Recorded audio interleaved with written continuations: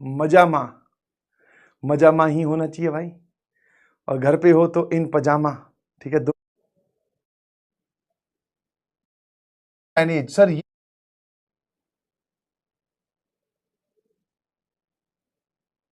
Motivation, motivation तो भाई काम से आएगा, समझ में आया? मोटिवेशन तो हमेशा काम से आता है, परिणाम से आता है, समझ में आया? 4 क्लासेस आपकी चल रही हैं, बहुत बढ़िया। तो 4 क्लासेस को सर मैनेज कैसे करें, यही है आपका 4 classes how to manage. Sir ये हमारे मन में डाउट आ रहा है कि कैसे करें सर इनको मैनेज, है ना? तो देखो कुछ कुछ बातें, एक सिंपल सिंपल सी जो बात आपको समझ में आई होगी वो ये समझ में आ गई होगी कि अब हमारे पास में टाइम का जो है वो क्रंच है। क्रंच समझ में आते हो? क्रंच मतलब कमी, ठीक है, वी हैव लेस टाइम। अब हमारे पास में टाइम कम है, और प्लस अगर आप लोड की बात करो तो लोड इंक्रीज्ड, बढ़ गया है लोड, ठीक है। तो जब आपके पास में कम टाइम हो और लोड बढ़ जाए तो इसमें जो 2-3 चीजें आप ध्यान रख सकते हो। फर्स्ट इज, ठीक है, try to complete maximum notes, maximum notes, maximum notes inside the class या ड्यूरिंग द क्लास। क्लास के साथ साथ नोट्स को कंप्लीट करने की कोशिश करें, ट्राई टू कंप्लीट। ऑल्दो मैं जानता हूं ये बात कि आप 100% नोट्स को कंप्लीट नहीं कर सकते क्लास के साथ साथ, बिकॉज आपको समझना भी है, लिखना भी है, टॉपिक भी देखना है, क्वेश्चन भी सॉल्व करने हैं, तो ये काम थोड़ा सा सर हेक्टिक है। बट जितना आप लिख सको, जितना आपको लग रहा है कि इतना मैंने लिख लिया, शॉर्ट में लिखने की कोशिश करें, मैक्सिमम लिखने की कोशिश करें। उसके बाद में अगर कुछ बच जाता है, लेफ्ट समथिंग, कुछ बच गया, तो उसको रिवीजन,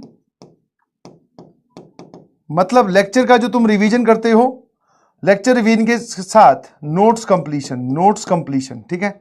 इसके लिए आप 30 मिनट्स पर क्लास निकाल के रखें, और 30 मिनट्स पर क्लास, बस इतने में काम हो जाना चाहिए भाई, समझ गए? हाँ, इससे फालतू अगर टाइम लग रहा है तो उसको कम करने की कोशिश करो, स्पीड में थोड़ा लिखो, डाटा लिख लो सवाल का सिर्फ।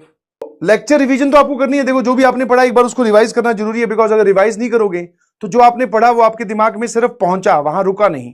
तो उसको रोकने के लिए, वहां पर उन चीजों को ग्रैस्प करने के लिए आपको रिवीजन करनी पड़ेगी लेक्चर की, दैट इज 100% मैंडेटरी काम। तो वो, और साथ में नोट्स कंप्लीशन, जो भी आधी अधूरी बातें रह गई थी वो आप 30 मिनट में कंप्लीट करने की कोशिश करो आफ्टर द क्लास, 30 मिनट्स और, ठीक है, है ना?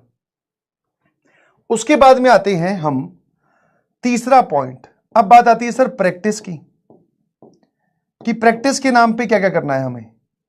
तो देखो लेक्चर रिवीजन में क्लास एग्जांपल्स फिर इंक्लूड हो गए। क्लास एग्जांपल तो आप लेक्चर रिवीजन में ही निपटा दो, ठीक है, क्योंकि आप जब क्लास को बहुत अटेंटिवली सुनते हो, इसमें स्टेप 0 लिख दूं मैं। 0 क्या है?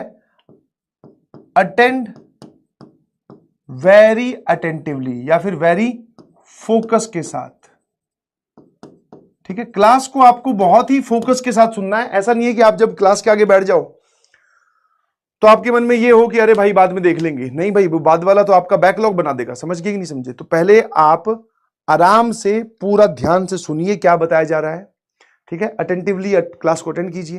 क्वेश्चन साथ साथ में आपको टाइम दिया जाता है, उनको अटेम्प्ट करने की कोशिश करो, कि जहां पे अटके फिर वहां पे मैं एक्सप्लेन करता हूं वो देख लो। तो प्रैक्टिस में एक तो आपको क्लास एग्जांपल्स हो गए, जब रिवीजन करोगे तो वो सारे आपके वापस से एक बार दुरुस्त हो जाएंगे। हाँ, बस कुछ कुछ सवाल तो ऐसे होते हैं जो देखने से पता चल जाता है, हाँ यार इस सवाल में सर ने ये बताया था लेक्चर में ऐसे ऐसे करना है, ठीक है। कुछ सवाल ऐसे हो सकते हैं जो कैलकुलेटिव हो, है ना, कि यार इसमें मुझे थोड़ा कम समझ में आया ये वाला क्वेश्चन, तो एक बार मैं इसको दोबारा रीअटेम्प्ट करके देखता हूं रफ कॉपी में, तो उसको रीअटेम्प्ट करूं, ठीक है। अब वो सबकी नीड अलग अलग है, ठीक है। कुछ बहुत ही ऑब्वियस क्वेश्चन हो तो उनको रीअटेम्प्ट करने की जरूरत नहीं है, मात्र देखने से ही काम हो जाएगा, ठीक है। उसके बाद में बात आती है प्रैक्टिस की। तो प्रैक्टिस में आप डिब्बी बोल सकते हो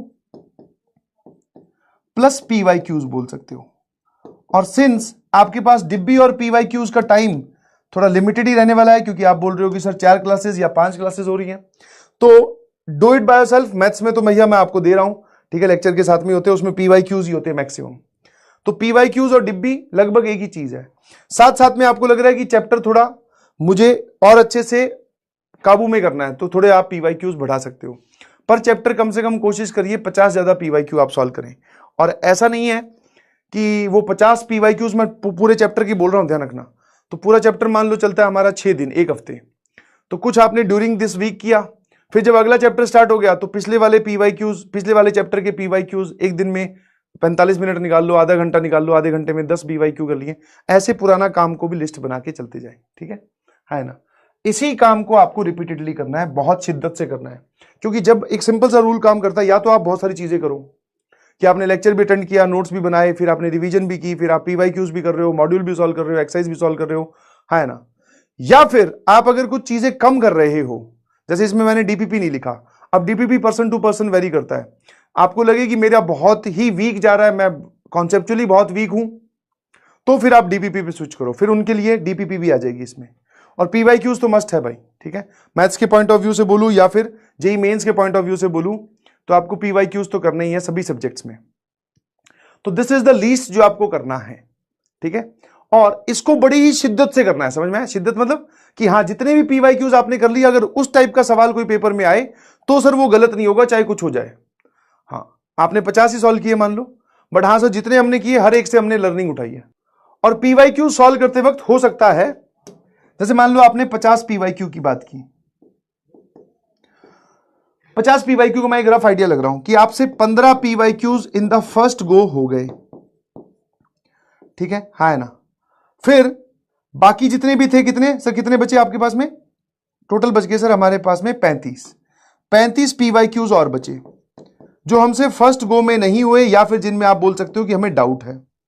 अब जिनमें आपको डाउट है, ठीक है, उसमें से भी एक वैरायटी आएगा with the help of solution. जैसे आप उसका सॉल्यूशन देखोगे, ठीक है ना। PYQs के सॉल्यूशन नेट पे सब जगह अवेलेबल है, PW की लाइब्रेरी में भी अवेलेबल है ना।